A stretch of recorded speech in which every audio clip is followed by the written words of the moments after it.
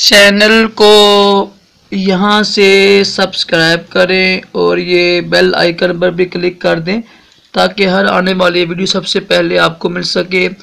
یہ میرا نیا چینل ہے خوابوں کی تعبیر راشد عطاری، اس کو بھی سبسکرائب کریں۔ انشاءاللہ آپ کو بڑی اچھی باتیں ملیں گی۔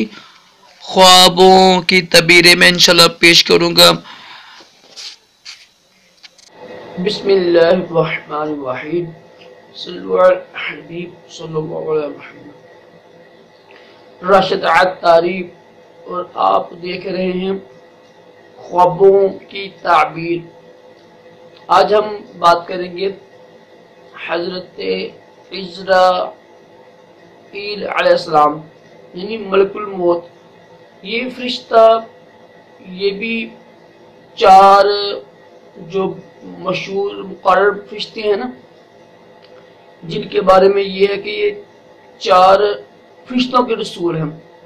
تمام جو دنیا کے فرشتے ہیں نا، آسمان کے فرشتے ہیں، یہ سب کے رسول ہیں۔ ان میں سے یہ فرشتے کا نام ہے حضرت عزرائیل علیہ السلام۔ یہ روح قبض کرتے ہیں۔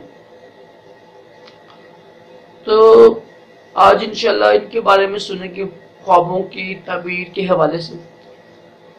اگر کسی نے دیکھا کہ حضرت عزرائیل علیہ السلام آسمان پہ ہیں اور وہ خود زمین پر ہیں،